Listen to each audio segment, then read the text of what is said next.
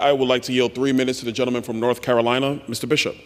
Gentleman is recognized. I thank my friend from Florida, and I was about to comment that sooner or later you had to expect that the debate would be a rant about Donald Trump. But let's get back to the subject matter at hand, perhaps. To clarify, since the point's been raised repeatedly and continues to be repeated, here's what the D.C. Council would be prohibited from doing. Enact any act, resolution, or rule to change any criminal liability sentence in effect on the date of the enactment of the D.C. Crimes Act of 2024. So nothing would keep the D.C. Council from creating new crimes. Nothing whatsoever. And in fact, they would not be able to increase crime sentences, existing sentences for crimes, but they sure haven't shown any inclination whatsoever to do that. The law professor from Maryland also made another elementary mistake in his recitation of the facts. As they said in law school, you've got to know the facts. He said that, quote, crime is down 16% in the past year in D.C. Look a little closer. Go to the website mpdc.dc.gov. That's the Metropolitan Police Department. That reduction in crime that was cited, that's only for this year to date. Go look at last year, 2023. In that situation, homicide up 35%, robbery up 67%, violent crime total up 39%, etc. Across the board, all crime total up 26%. Just last year, I know it's out of memory now because we're into the first few months of the next year, but it hasn't gone away. The victims haven't gone away.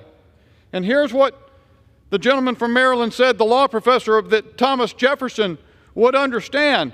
But the Constitution that Thomas Jefferson signed said the Congress shall have power to exercise exclusive legislation in all cases whatsoever over such district, not exceeding 10 miles square, as may, by cession of particular states and the acceptance of Congress, become the seat of government of the United States, and to exercise like authority over all places purchased.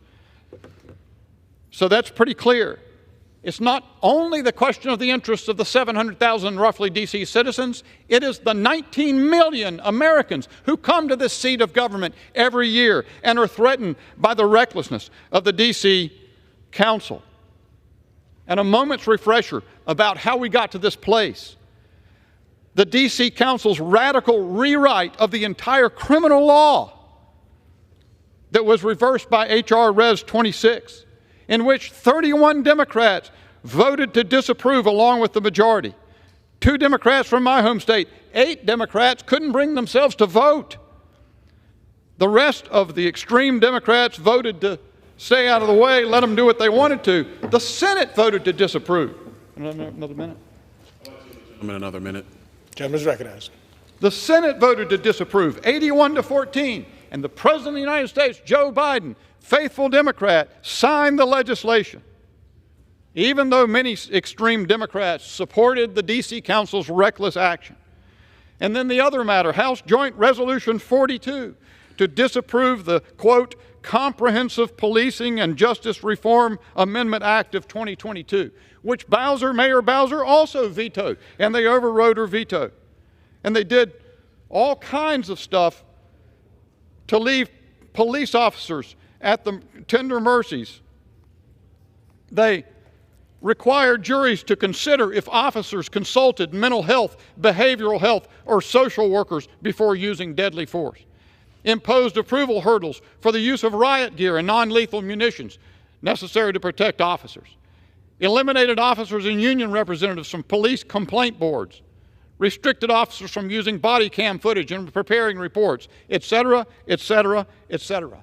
It is sheer recklessness, and it should be changed.